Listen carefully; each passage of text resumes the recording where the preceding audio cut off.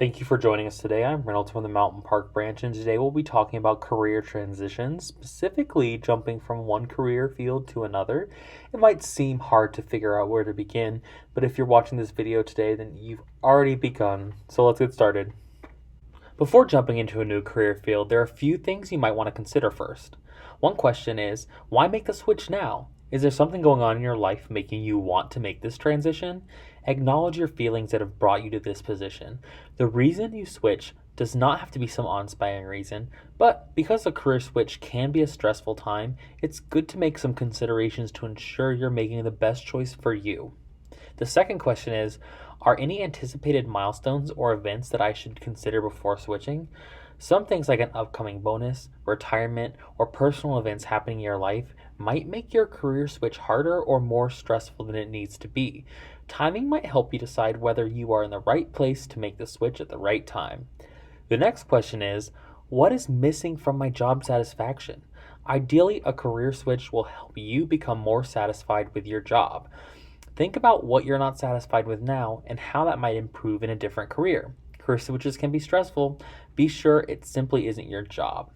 And so, at that, think about what you dislike about your career, or are you simply unsatisfied with your current job? Sometimes it can be much easier to switch departments or companies than in careers entirely.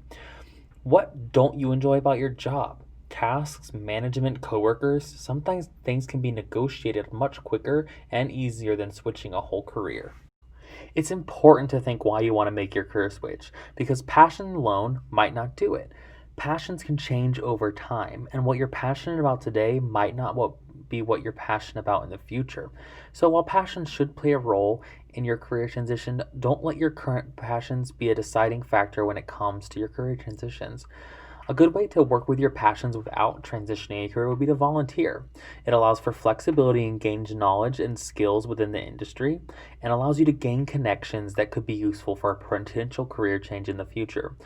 Volunteer comes with a lot less pressure than a regular job, and it usually has a little more flexibility.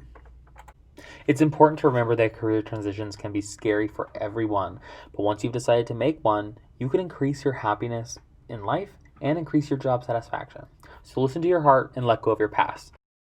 Albert Hubbard once said the greatest mistake you can make in life is to be continually afraid you will make one. Don't let fear stop you from living life and enjoy the journey. If you think it's time to make a career transition, then it might just be time to make a career transition. So let's look at the steps you need to take when you prepare to make a career transition. For starters, it's important to evaluate yourself. You've already looked at why you want to change careers. Now it's time to think about what you have going for you. Who are you? Think about what skills you have. What are your talents, both in and outside of work? Where do your passions lie? Sometimes they might lie in your current job field, sometimes they won't. What are your desires? What are your desires outside of the workplace and inside of the workplace? Do you want to make a change with your job? Are you looking to make more money? Think about what your desires are in life as well as work. And then what are your needs? Sometimes your desires and your needs don't line up. You need to have money. You need to make sure you can pay the bills and have time with your family. And then what are your values? For a lot of people, it's important to work for a company that shares their own values. Then you want to look at what has worked for you in the past, both in work and in other ventures in life. And what did not work for you in the past?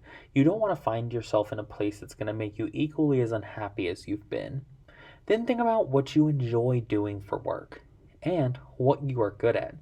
Remember, what you enjoy and what you're good at are not always the same things. Ask yourself, is there something your friends and colleagues always come to you for help with?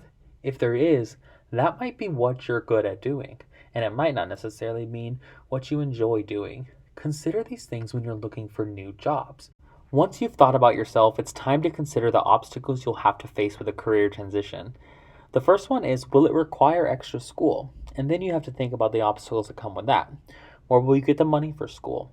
Where will you find the time for school? Which school will be best for you and in which method?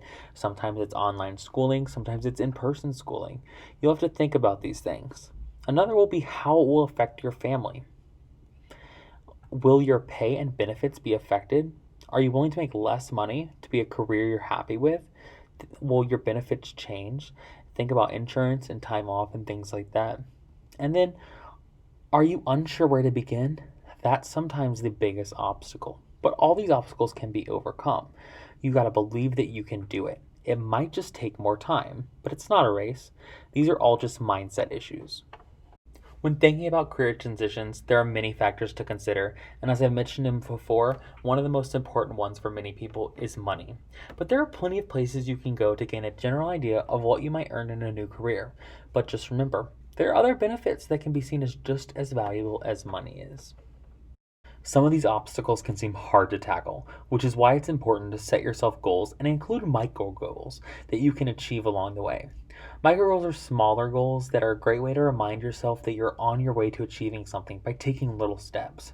It's not a race to the end, and it's important how you get there. Career transitioning can be a long process. Don't get frustrated or allow false or imaginative deadlines to weigh you down. You're not competing with yourself or anyone else. A great way to assist yourself in a career transition is people. Establish connections. Find yourself a mentor or a coach and surround yourself with supportive people, whether it be a group of friends or family. Mentors and coaches can help you stay on the path throughout your career transition, and a supportive family and friend group can keep you positive.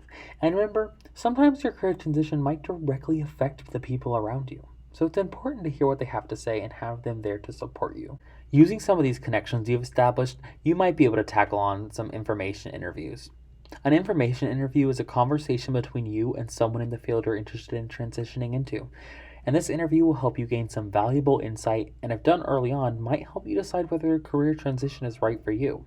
A few key things about these that you'll want to remember is to arrive early and establish a preset time frame for speaking to the person. You don't want it to be so short they feel it's a waste of their time, or so long that you burden them. Keep the conversation about the career. This will help you gain more first-hand information from the person you're interviewing.